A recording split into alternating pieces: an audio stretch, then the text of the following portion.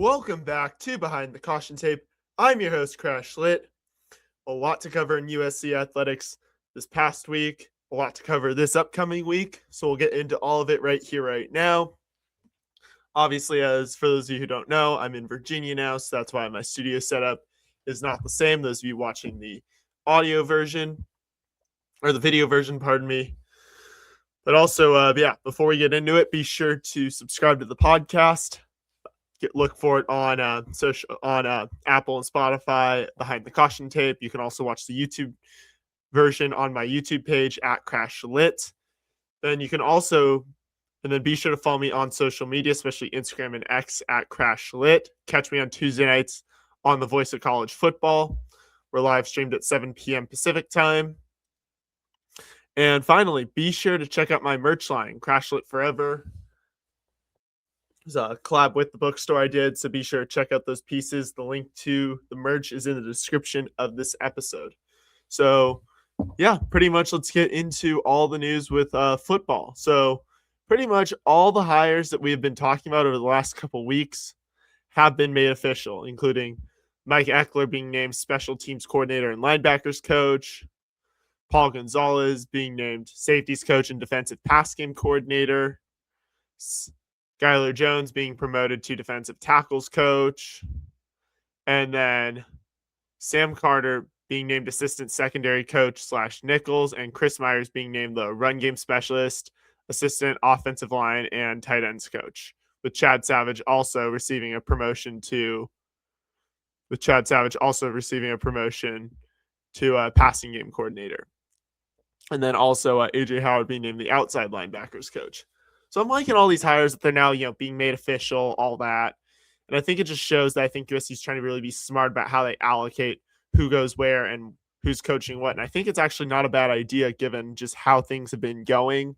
So I'm really liking how Lincoln Riley has been going about his defense, especially now that, as I learned last week, you don't need to have there's not necessarily a cap on how many coaches you can have. Just there's a cap on how many coaches can go out and recruit. I think it's 10 plus the head coach, whereas now the number of on-field assistants you have is not capped anymore like it used to be. So I'm really liking the hires that Lincoln Riley's been making, just how they're being smart about really dedicating a lot of people to a lot of positions. I think especially with Mike Ekeler, he's overseeing the whole linebacker room as well as special teams. I think for special teams, that's great. But I think that he's got that help with outside linebackers, I think is huge. So I'm really excited for what this is going to bring for the program. And then also just some more fun news was, I'll get talked about in a minute, was Jade Mayava threw the first pitch out to Judea Abasiri on the Friday for the baseball game between USC and Rice. So just kind of thought that'd be fun to throw in there, just talking a little bit about, or just on the subject of football and what the football team has been up to since, as I've committed to before, and will honor that commitment, that we will talk about something related to football every week, even during the off season, even if it is only for about 5 minutes or so. But let's get into the rest of the sports now. Let's start with men's basketball now, who suffered a tough 101-65 loss against 10th ranked Illinois on Wednesday. Ezra Alzar led with 15 points and 11 rebounds, and Cam Woods led with 7 assists. So Illinois just dominated the game from start to finish, and just USC was just not in it, even with, I believe, Andrei Stojakovic slightly injured, I believe as it was. And then, but the game that USC needed to win, that they failed to win, was against Oregon on Saturday at Galen Center, where they lost 71-70, with Chad Baker-Mazara leading with 21 points in his return to play after missing, I believe it was the last 3 games. Ezra Alzar leading with 11 rebounds, and Elijah Arenas leading with 5 assists. So Chad Baker-Mazara was back. Like I said, it was a back-and-forth game. Obviously, Elijah Arenas a little sick earlier this week and has now been, obviously struggling a little bit, even just in this past game. So USC was up by 6 with about a minute left, but then surrendered a 7-point lead. Oregon went on a 7-0 run with Nate Biddle of the Ducks getting fouled with barely any time left and making both free throws, and then USC couldn't make a shot. So and then everyone's mad about Eric Musselman not calling a timeout there and drawing up a play. Honestly, I kind of respect that he tried to let his guys go for it. I mean, I get the whole strategy of oh, you reset, you can get your best scores out there. But at the same time, isn't there also the argument that if you go that route, that you're also giving the defense time to set up? So in some ways, are you better off just trying to see what happens when you just make a go at it with the guys you got on, and then also the defense is also potentially flustered. So I don't hate what Musselman did there, but just really it shouldn't have come down to the end of that game. Like USC had that game and they should have won it, and that is a bad quad 3 loss for the Trojans. That is definitely one that's going to stain their tournament resume and push them to the wrong side of the bubble for sure. Joe Lenardi, I believe his next projections bracketology will come out on Tuesday for ESPN. But as USC was one of the last 4 teams in, I'm pretty sure they're going to be on one of those first 4 or next 4 out. So definitely a precarious position for USC. So we'll see what happens to them. Definitely wishing them the best, and hopefully they get back on track. And they got 2 good games to that, 2 quad 1 games coming up. Trojans now sit 18-9 overall, 7-9 in Big Ten play, sitting 11th overall. Like I said, the Oregon loss was very damaging. But up next, USC has 2 quad 1 games coming up when they play at UCLA on Tuesday night. That'll be on Fox Sports 1 at 8 p.m. The Bruins are 18-9 overall and 10-6 in conference play. And then the Trojans will host 9th-ranked Nebraska on Saturday. That'll be on Big Ten Network at 1 p.m. Please note that I am using Pacific time for all the times that I note. Even though I am now on the East Coast, I will continue to refer to everything in Pacific time unless otherwise noted. So just assume that from me. And then the Huskers are 23-4 overall and 12-4 in Big Ten play. So yeah, 3 of USC's final games are quad 1. The only one that isn't is UCLA at home. That's a quad 2. That'll be a quad 2 game. Still good opportunity though. So good opportunities for USC to stack wins, but they need to bounce back in these to have a shot at it. Unless they win the Big Ten tournament, then they're in. But assuming you want to have that, you want to have your seating pretty much locked up. So I think there's obviously a few good quad 1 opportunities for USC, but it's definitely going to come down to how USC plays in these last few games, and can they win? So women's basketball, meanwhile, got a 66-59 win against Wisconsin on Thursday. Jazzy Davidson led with 32 points and 6 assists, and Laura Williams has been continuing to press on the boards, leading with 14 rebounds. So yeah, Wisconsin started strong, but then USC managed to rally quickly and then hold the Badgers off. So an impressive, good win for the Trojans. But then their 6-game winning streak came to an end when they lost 88-83 at number 10 Ohio State yesterday afternoon. So Jazzy Davidson led with 24 points and 4 assists, and Williams once again leading with 7 rebounds. Then USC was in it for most of the game, but then the Buckeyes had a huge fourth quarter that allowed them to take control and win the game, and then bring the USC's 6-game win streak to an end. But obviously, the fact that USC was able to go toe-to-toe with the Buckeyes was still impressive.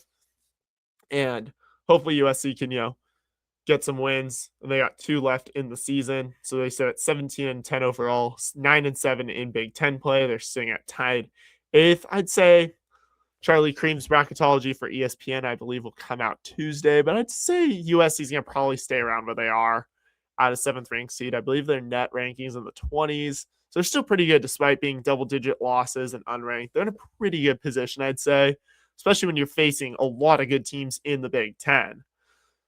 And I forget who it was. Is it the Northwestern coach who said if we weren't all in the same conference, we'd all be dominating college basketball.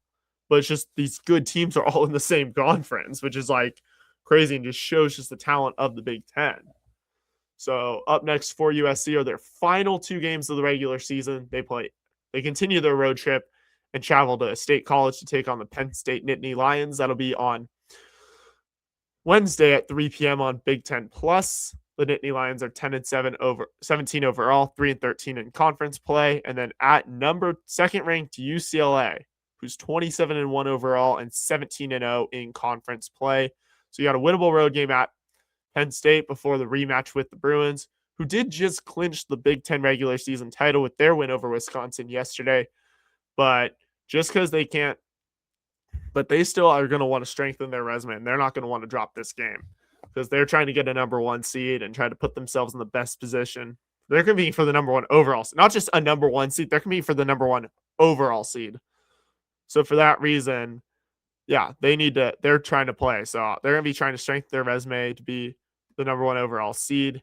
And it's the final 2 games of the season. So USC, a couple big opportunities to really make a statement before the Big Ten tournament and March Madness. Now move on to baseball, who went 4-0 on the week. Started out with a 14-4 win against LMU. Trojans run ruled the Lions in 7 innings. That was on Wednesday. And notable performances were Jack Pasir going 2 for 3, and then with 3 RBIs, 3 runs, and a 2-run home run, and Avery Covarrubias going 3 for 4 with an RBI and 2 runs. So yeah, run ruled LMU for the second run rule this season. The first one happening last Saturday against Pepperdine when the Waves were in town, and then USC swept the Rice Owls at Dato Field this past weekend. On Friday, they won 5-0 behind another dominant performance from Mason Edwards, who got the win, went 6 innings pitched, no hits allowed, no runs, 2 walks and 11 strikeouts.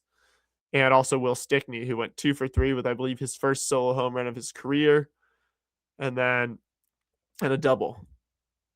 And then on Saturday, USC won 11. USC beat the Owls again.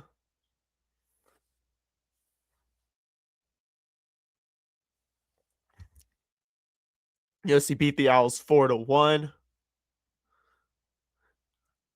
And 4-1 on Saturday behind a 6-inning behind strong performances from Grant Gavell and Kevin Takeuchi. Gavell getting the win and throwing 6 innings pitched, only on 1 hit, no runs, 1 walk, and 11 strikeouts. And Kevin Takeuchi going 2 for 3 with a run and a walk.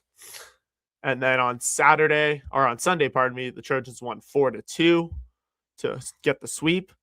Andrew Johnson winning, going 5 innings pitched, 4 hits, a run, 4 walks, and 6 strikeouts. And then Avery Covarrubias going 2 for 4, 2 runs. And then Augie Lopez hitting his first home run of the season, a 2-run shot.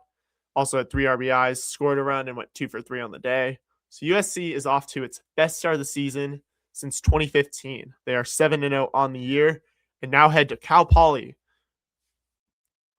for 4 games this upcoming weekend. So that'll be from Thursday through Sunday. So 4 games there. Mustangs are 4-2 on the year. So the game times will be Thursday and Friday at 6:05 p.m., Saturday at 3:05 p.m., and Sunday at 1:05 p.m. All 4 games will be on ESPN Plus. So it's the first road trip of the season, and the Trojans will face the Mustangs for the first time since 2023 when the Trojans took a trip up to SLO for a midweeker. Now move on to 4th-ranked beach volleyball, who went 4-2 at the Outrigger Duke Kahanamoku Beach Classic. On Thursday, they beat Stanford 3-2 and LMU 4-1.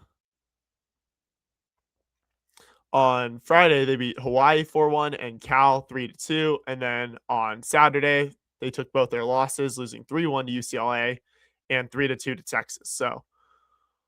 And then for their efforts, Zoe Henson and Sarah Wood were named the pair of the tournament.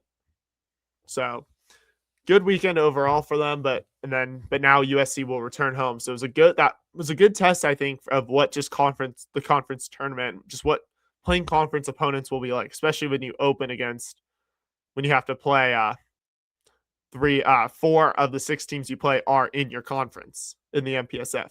So USC will now return home to co-host the Battle for Los Angeles with UCLA. And the Trojans will be back at Merle Norman Stadium for the first time this season. On Friday, they'll host CSUN at 10 a.m. and Pepperdine at 2 p.m. And then on Saturday, they'll host Cal Poly at 10 a.m. and Concordia at 2 p.m. I believe these games will probably be streamed on Big Ten Plus. We'll have to see. Not seeing anything yet on that. USC starts its only homestand, but the first of 10 will be the first 4 of the 10 will be this weekend and continue throughout the week and into next week. So Now we'll move on to lacrosse, who got a 12-11 win on Thursday at UC Davis.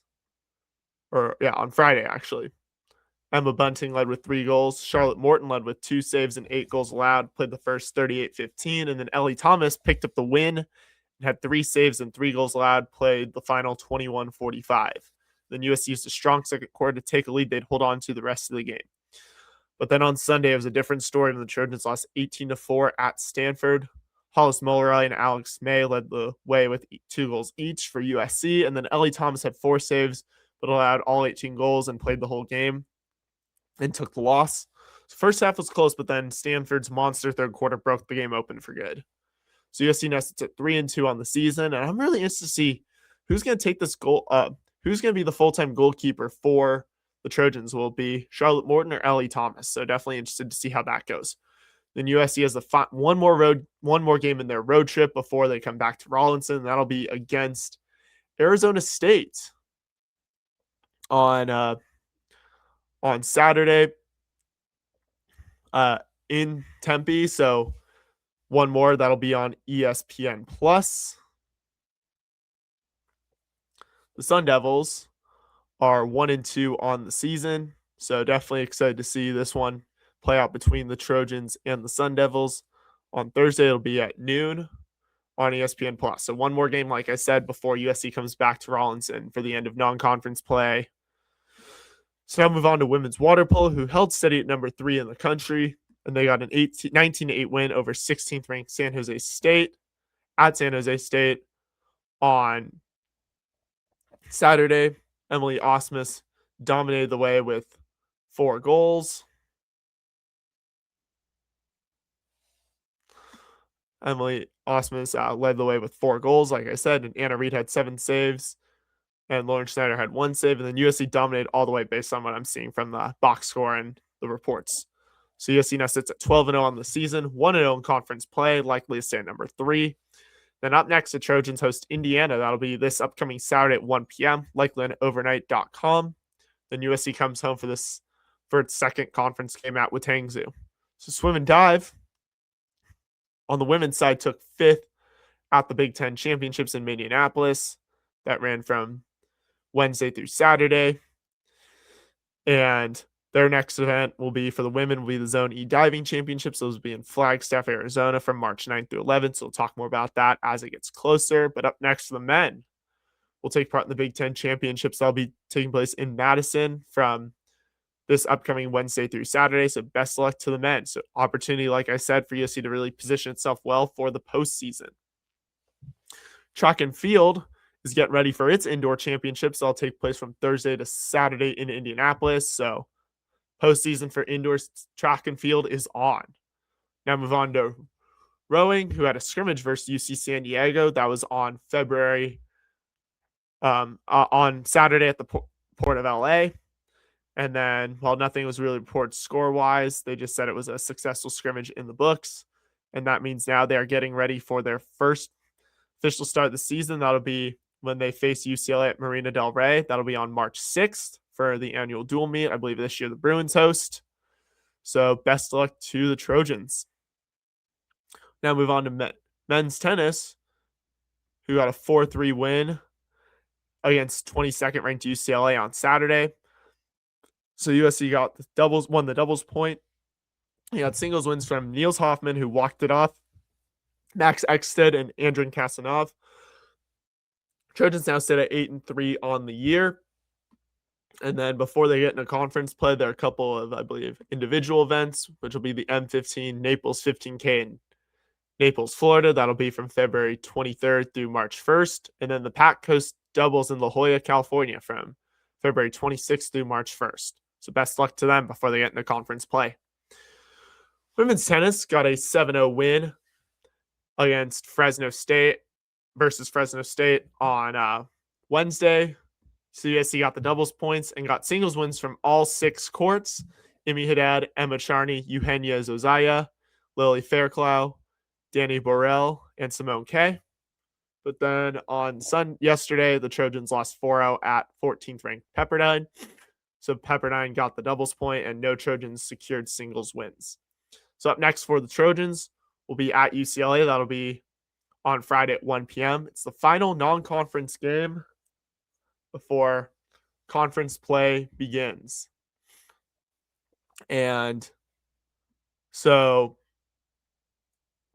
now we do move into questions. We did get one question actually from Nikki Thomas at Nikki the Noob, who asked, can this season be successful, like under Eric Musselman?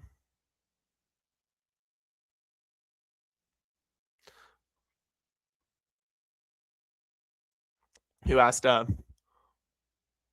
when can we see success from Eric Musselman? So yeah, Nikki Thomas, apologies there. It's asking, can USC men's basketball have a successful future under Eric Musselman? I think the answer is yes. I think yes, definitely this season is frustrating for sure. There's no question. It's getting frustrating. There's no question about it. But I think you just look at just the work that Musselman did. Obviously, year one, fans had to stay patient.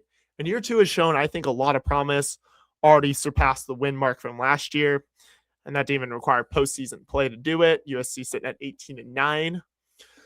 So really, I think it just, can USC build on it? And then obviously the injuries have really kind of derailed this season in some way. Obviously, you losing Rodney Rice and Amarian Dickerson. Chad Baker-Mazar out didn't do you any favors. But then also just, USC but then also USC just, obviously having to add Cam Woods. I think he's definitely gotten better and shown his potential. But really it just comes down to, can USC be successful, I think, or just can USC avoid the injuries, I think is what it really comes down to. And I think if they can do that, and obviously I think Musselman's going to have more momentum heading into year three. So I really think USC does have a chance to be successful. Just, obviously you just can't have the injuries are going to hurt you big time for sure. But then also just, can USC just also learn not to, blow the games that they should win? Like obviously we saw that Oregon game. That was a game that USC very much should have won. There have been a few of those like that throughout the year that the Trojans just had, but then just haven't been able to hang on to. So I think in short, the answer is yes, but I think it's obviously going to require USC to take that next step. And this season still too isn't lost. I think USC has to make the tournament, get everyone healthy, and then see where that can go. So I think there's still a lot of potential in this season. But yes, Nikki, I think this season can be I think USC can be successful under Eric Musselman, to answer your question. So pretty much, because I'm in Virginia, was not able to attend to anything. Obviously, if that changes for whatever reason, or I'm able to make it out to something out here in the DMV or somewhere close by, I'll be sure to let y'all know. Then obviously, if you want to know what I will be at, if I post the game day graphic on my Instagram story at CrashLit, that means I will be at it. If I'm just watching on TV, I will not be reposting that game day graphic. So that's how you know if I'll be at something, is if I upload that game day graphic. So just keep an eye out for that on my Instagram. So yeah, like I said, so because I wasn't at anything, my record for the school year is at 46-15-1 and 357-134-1 all time. So that's going to do it for us here on Behind the Caution Tape. Thank you again, everybody who's been tuning in. It means the world to me that you're here. Can't wait to be back next week. Hoping to try to, get a few exciting guests on. I'll keep you all posted on that. See y'all soon. Be sure to follow me at CrashLit on social media, especially Instagram. Like I said, it's the best place. And subscribe to the podcast on Apple, Spotify, or subscribe to my YouTube channel at CrashLit to watch the video version. And then other than that, be sure to, obviously check out my merch line with the USC bookstore, Fun Club. Like I said, link will be in the description below this episode. So I'll see y'all next week. And of course, as always, fight on.